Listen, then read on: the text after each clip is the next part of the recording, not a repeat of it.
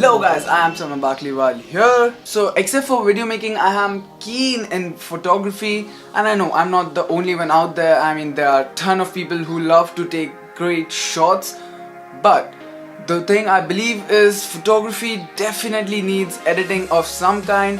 There shouldn't be any post that goes out without editing, because it's important. And no, I'm not talking about Photoshop or Lightroom. No. All you need is a smartphone. So I use a smartphone to edit almost most of my pics. So if you want to check them out, you should be following on my Instagram. If you haven't, what? Why? Coming back to the question, there are a ton of apps on the Play Store or the App Store. So these are the apps I use most of the time, or even I need it for some kind of photography, editing, blah blah.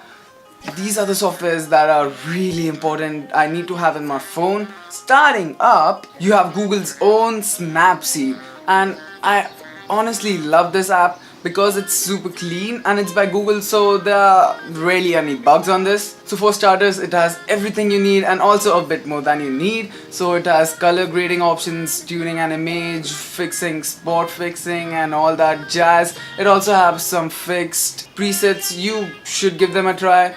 This is one of the best apps you can get, and I've been using this a lot recently, so I couldn't recommend you any more. It even has color curves, which I love to tweak to make my pictures look the way I want it to be. Obviously you need to learn them first, but once you get that done, this is a superb app. I cannot emphasize this more. I would only say that first get this app, learn everything you can on this app, then we'll move on. And next up you have Pixlr, and this is another awesome editing app. So the layout of this app is not as good as Snapseed, but I still do love it because it obviously has everything you need. So I usually use this a lot for double exposures.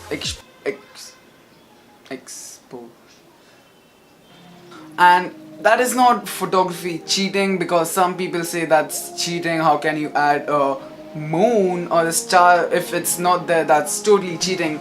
I would like to say that's not cheating. That's again part of photography. That's editing. That's showing that you can do it.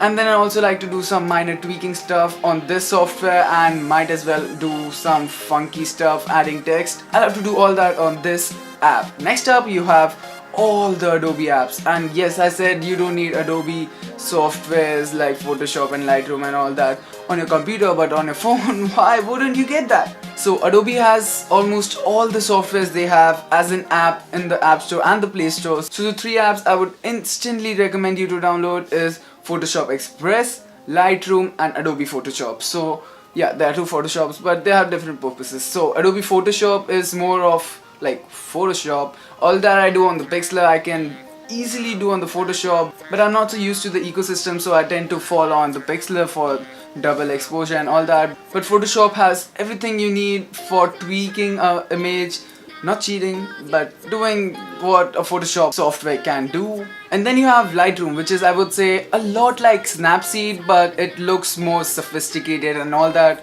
So if you have gotten used to the Snapseed, I would not really recommend to use Lightroom, but if you're starting with Lightroom, definitely do that. It is an awesome app. And then you have Photoshop Express, which I use the most out of the three because it has features of almost both of them, and it has some awesome presets. I can do good color grading in that, and it has that noise reduction option, which I almost use all the time. I don't know why I do that, but yeah, that pretty much sums up all the apps you need to get your photography editing game going on and make it as good as me.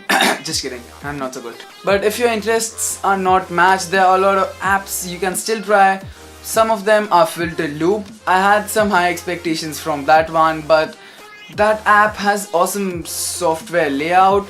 But the thing is, it has a lot of in-app purchases and a lot of downloads, which kind of pisses me off, so I don't tend to use it. And then you have Hypocam. Now this is one unique editing app. So this is only for black and white photography, as black and white photography is quite sophisticated, as I suppose it is. It has an awesome layout and it has a ton of options for black and white photography and photography editing, such that so if you have a black and white theme going on your Instagram page, definitely download this because you not want to miss this. And then last up, this I don't use much, but it has an awesome community. It is VSCO. I won't be needing text for that.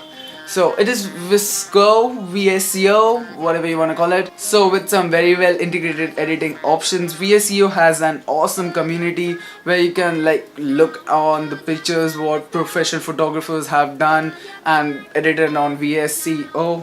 God, they should have taken a better name. I don't know why they have taken VSEO, but yeah, okay. So you can instantly look at those pics, get some inspiration, get going on a photography game and all that jazz. So yeah, that's the main aim of VSEO, so definitely you should check that out as well. Now the last thing I want to say is that you cannot depend on one single editing app for a picture because apps have their own advantages. So what I tend to do is edit on one app and move from app to get that perfect edit.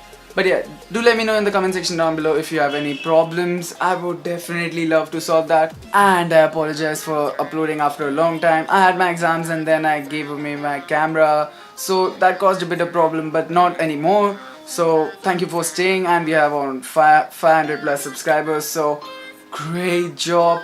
Let's keep that going. So please hit that subscribe button down below. If you like this video, drop a like down below. Thank you for watching. I am Samyak Bakliwal here, and I'll catch you guys later.